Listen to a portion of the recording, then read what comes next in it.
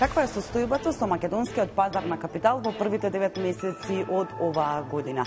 Како да се привлечат повеќе инвеститори, но од друга страна и дали е реално регионално здружување на повеќе берзи од Адрија регионот? За сите овие прашања разговарам со директорот на Македонската берза Иван Штериев во денешната емисија Спотливица.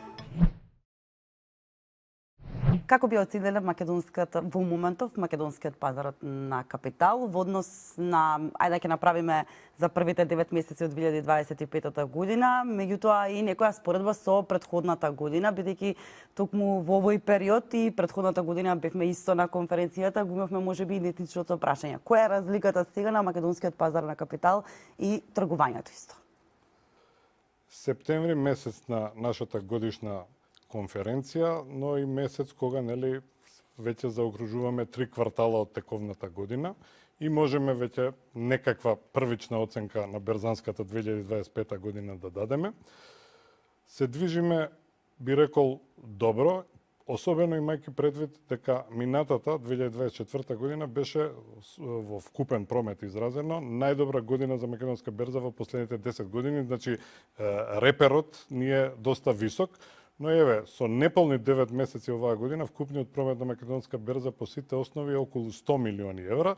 За илустрација, лани со првите 9 месеци тој изнесувал 106,5. Имаме уште неколку дена на тргување, значи се движиме апроксимативно слично како минатата година. Сега треба објективно да се истакне дека последниот квартал од ланската година беше со оние нагласени тргувања пред се со Македонија турист, многу блок трансакции, така да не е баш лесно да се предвиди дека до крај на годината ќе ја следиме ланската рекордна, но како што реков, прометот е одличен.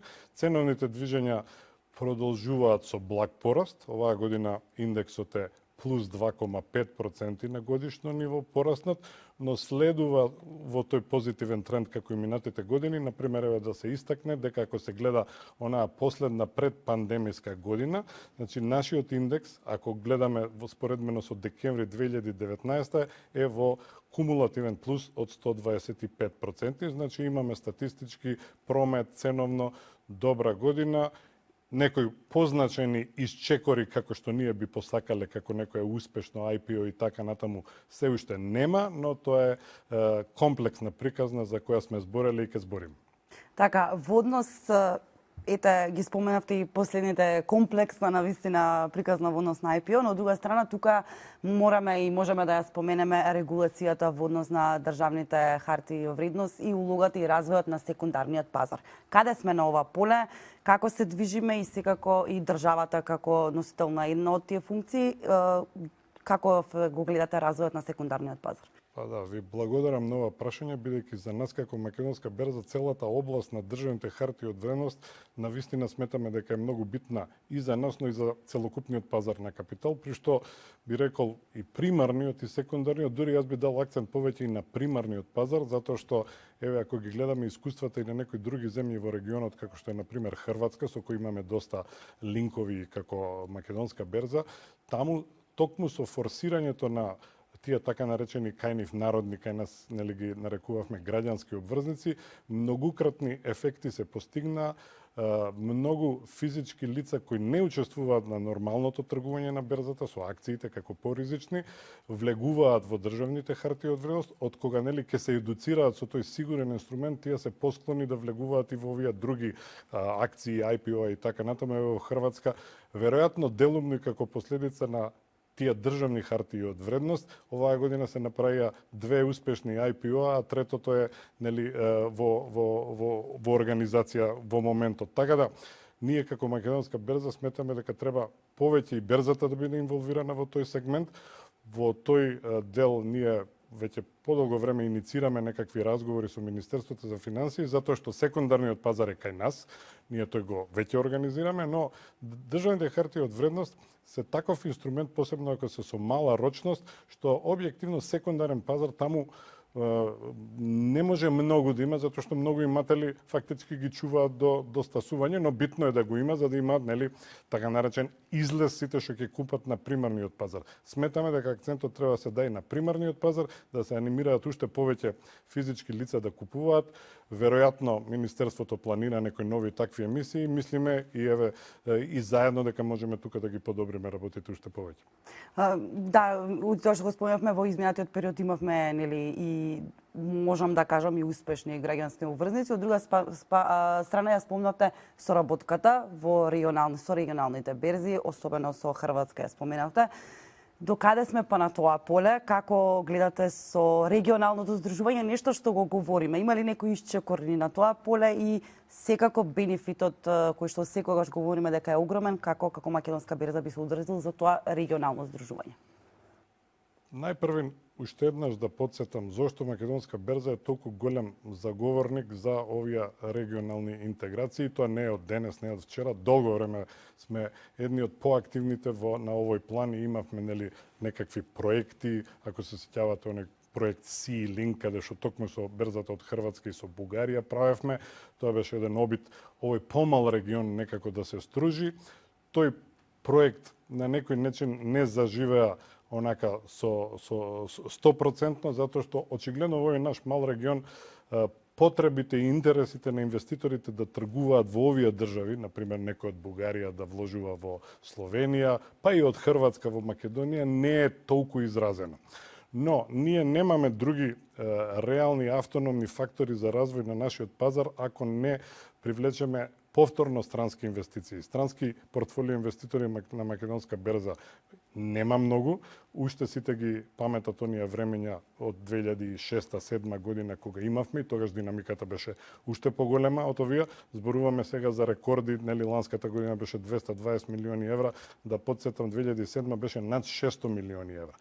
Да се вратам, што е најново? Најново е што меѓу другото и поради тие линкови што ги имаме со берзата од Загреб, и знаете сме зборувале и со вас, ние успеавме да влеземе во еден проект со многу посериозна географија, 8 берзи се, тука се не само од југоисточна Европа, туку и од Централна Европа, тука е Полска, тука е Руманија, Унгарија, Словачка, заедно со Хрватска, Словенија, Бугарија, и единствена сме берза што е во тој проект кој има голема поддршка и од ЕБРД, па би рекол и политичка поддршка на ниво на Европска унија.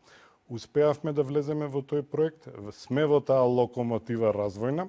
Не се лесни овие проекти, затоа што станува збор за различни држави, но овој пат, јас сум подолго време бил присутен во вакви проекти, ми се чини дека има најсериозна намера да се направи нешто конкретно и сметаме дека е многу битно што сме внатре. И сега во однос на бенефитот. Да, го споменавте целиот дека навистина и ова е една голема информација, поголем број на берзи кои што се вклучуваат и доколку тоа едно здружување се случи. Колку сметате дека тоа ќе допринесе, нели, за влез на странски инвеститори кај нас, меѓутоа и инвеститорите да имаат поголем апетит за инвестирање и надвор од нашата држава?